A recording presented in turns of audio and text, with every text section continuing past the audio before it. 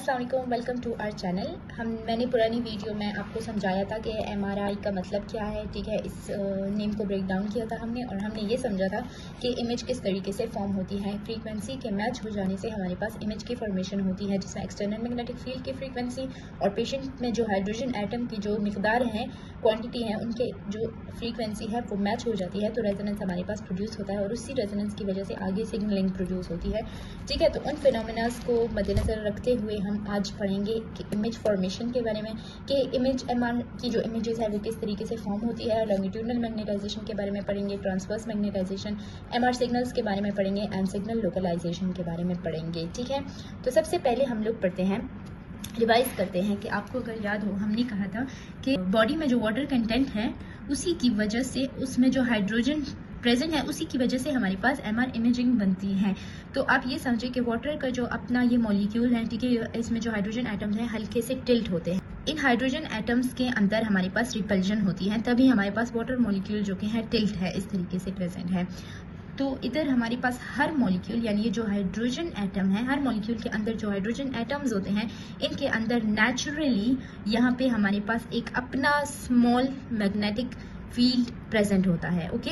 अपना small magnetic field यहाँ पे प्रेजेंट होता है, लेकिन उसको मैग्नेटिक फील्ड नहीं कहते, उसको कहते हैं मैग्नेटिक डाइपोल मोमेंट, ऑलराइट। उसे कहते हैं मैग्नेटिक डाइपोल मोमेंट। ये हाइड्रोजन एटम का अपना एक्सटर्नल मैग्नेटिक फील्ड है जो कि बहुत ही ज्यादा स्मॉल होता है, इसे कहते हैं मैग्नेटिक डाइपोल मोमेंट। अब क्या होता है कि हमारे पास एक मैग्नेटिक डाइपोल मोमेंट की वजह से हमारे पास कॉन्स्टेंटली हाइड्रोजन में स्पिनिंग होती है, उस स्पिनिंग को कहते हैं प्रीसेशन, ठीक है। उस स्पिनिंग को कहते हैं प्रीसेशन, जो कि कॉन्स्टेंटली हमारे पास हाइड्रोजन मॉलिक्यूल्स के अंदर होती हैं। तो अभी आपको प्रीसेशन का भी फिनोमेना आना चाहिए और रेजोनेंस का तो इंशाल्लाह से वो आपको याद हुआ होगा कि रेजोनेंस किसे कहते हैं। अब जैसे हमारे पास यहाँ पे प्रीसेशन ऑफ हाइड्रोजन एटम्स होती है कॉन्स्टेंटली बॉडी में, ये नॉर्मल मैकेनिज्म है जो कि हर किसी के बॉडी में होता है। हमने पेशेंट को एमआर मशीन में लिटाया और उधर से हमने क्या दी, उनको एक्सटर्नल मैग्नेटिक फील्ड, जिसे हम लोग डिनोट करते हैं बाय बी नॉट दी हमने एक्सटर्नल मैग्नेटिक फील्ड, ठीक है। किसको दी? कॉइल को दी। कॉइल क्या चीज है? अब ये हमारे पास पेशेंट है, ठीक है। पेशेंट आते हैं हमारे पास और अगर वो लंबर स्पाइन एमआरआई कर रहे हैं या हेड एमआरआई कर रहे हैं, जो भी कर रहे हैं उसके मुताबिक उनको पहनाए जाते हैं कॉइल्स, चाहे वो ब्रेन के लिए हो चाहे वो स्पाइन के लिए हो, ठीक है। तो हर कॉइल अपने डिफरेंट फंक्शन के लिए हम लोग लगाते हैं उनके पेशेंट के इर्द गिर्द, ठीक है।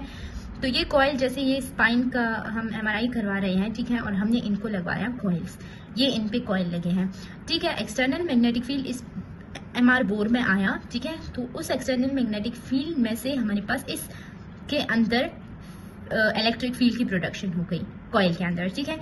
तो कॉइल के बाद क्या होता है कि यहाँ पे हमारे पास प्रोडक्शन होती है आरएफ पल्स की, जिसे रेडियो फ्रीक्वेंसी पल्स कहते हैं।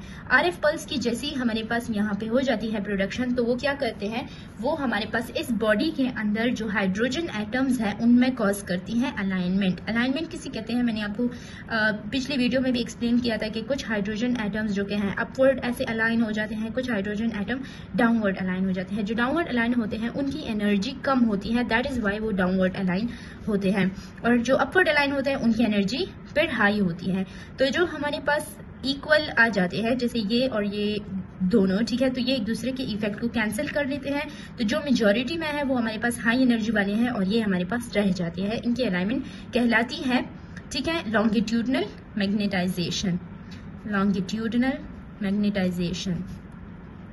तो अभी आपको समझ आ गई कि लॉन्गिट्यूडनल मैग्नेटाइजेशन कैसे होती है, कि जब हमारे पास कॉइल के थ्रू आरएफ पल्स अप्लाई होता है पेशेंट के ऊपर और उनके जो हाइड्रोजन एटम्स हैं वो तमाम अलाइन हो जाते हैं और उनकी अलाइनमेंट फिर कहलाती है लॉन्गिट्यूडनल मैग्नेटाइजेशन। लॉन्गिट्यूडनल मैग्नेटाइजेशन फिलहाल ऐसी ही नॉर्मल है, उसकी वजह से हमारे पास कोई सिग्नल्स नहीं आ रहे हैं। सिग्नल्स के लिए ज़रूरी है कि क्या हो, ज़रूरी है कि हमारे पास जो ये लॉन्गिट्यूडनल मैग्नेटाइजेशन है ये इक्वल हो जाए बी नॉट के, रेजोनेंस कहलाएगा वो, फिर रेजोनेंस, ओके। जो हमारे पास एक दूसरे के ये इक्वल आ जाए तो वो रेजोनेंस कहलाएगा। तो जब रेजोनेंस होगी, जैसे ही हमारे पास रेजोनेंस यहाँ पे बन जाएगी, लॉन्गिट्यूडनल मैग्नेटाइजेशन के बाद जो रेजोनेंस यहाँ पे प्रोड्यूस होती है, तो उसी रेजोनेंस के थ्रू क्या होगा कि यहाँ पे जो लॉन्गिट्यूडल मैग्नेटाइजेशन हुई होती है उसके एंगल में चेंज आ जाएगा, ठीक है। उसके एंगल में चेंज आते ही हमारे पास जो मैग्नेटाइजेशन है उसका एंगल यूं आ जाएगा और इसको फिर कहेंगे ट्रांसवर्स मैग्नेटाइजेशन। ट्रांसवर्स मैग्नेटाइजेशन जो कि एक्स एक्सिस पे होती है और लॉन्गिट्यूडल मैग्नेटाइजेशन जो कि वाई एक्सिस पे होती है। अब जैसे ही हमारे पास ट्रांसवर्स मैग्नेटाइजेशन आती है और ये जो एंगल है इसमें चेंज आ जाता है, तो इसकी वजह से हमारे पास यहाँ पे सिग्नल्स की प्रोडक्शन हो जाती है। इनको फिर कहते हैं सिग्नल्स, जो कि आगे जाके कहाँ पे शो होते हैं, स्क्रीन पे, ठीक है। यहाँ पे ये सिग्नल्स शो हो जाते हैं। ये पूरा का पूरा फिर इलेक्ट्रिक प्रोसेस अलग है, ठीक है। यहाँ पे हमारे पास ट्रांसवर्स मैग्नेटाइजेशन हो गई और वहाँ पे सिग्नल प्रोड्यूस हो गई, तो इसको हम लोग लिख सकते हैं that transverse magnetization is directly proportional to signals. जितनी हमारे पास ट्रांसवर्स मैग्नेटाइजेशन होगी उतने ही हमारे पास सिग्नल्स की प्रोडक्शन होगी। ये सिग्नल्स आगे जाके फिर हमें इमेज देते हैं, ऑलराइट, इमेज देते हैं। जैसे हमारे पास ये सिग्नल्स आते हैं, इमेज देते हैं, तो ये इमेज हमारे पास 3 डिफरेंट फॉर्म्स में आती है, ओके, 3 डिफरेंट फॉर्म्स में आती है। ये इमेज जो हमारे पास आती है इसको फिर 3 डिफरेंट ग्रेडियंट्स कहते हैं, ऑलराइट। ग्रेडियंट्स का नाम इसके लिए यूज होता है। एक कहलाती है slice selection gradient, slice selection gradient. Other one is phase encoding gradient, ठीक है, phase encoding gradient. The third one is frequency encoding gradient. अब ये जो स्लाइस सिलेक्शन ग्रेडियंट है ये हमारे पास z एक्सिस के थ्रू होती है। जो हमारे पास फेज इनकोडिंग ग्रेडियंट है वो x axis and this one occurs at y axis.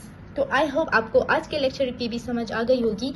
यहाँ पे मैंने आपको क्लियर कर दिया है फर्स्ट चैप्टर से कि फर्स्ट चैप्टर में हमारे पास क्या है कि प्रोटॉन्स कैसे बनते हैं, एमआर इमेजिंग में हमारे पास लॉन्गिट्यूडनल मैग्नेटाइजेशन कैसे होती है, ट्रांसवर्स मैग्नेटाइजेशन कैसे होती है, एमआर सिग्नल्स और लोकलाइजेशन कैसे होती हैं। तो उम्मीद है आज की वीडियो की आपको समझ आ गई होगी और हम फिर नेक्स्ट वीडियो में नेक्स्ट चैप्टर स्टार्ट करेंगे। तो thank you so much for watching. बाकी आपके अगर कोई क्वेश्चन हो, समझ नहीं आ रही हो, कोई भी आप कमेंट में बता सकते हैं, पूछ सकते हैं, तो इंशाल्लाह हम आपको जवाब देंगे। तो thank you so much for watching. Keep supporting us. Allah Hafiz.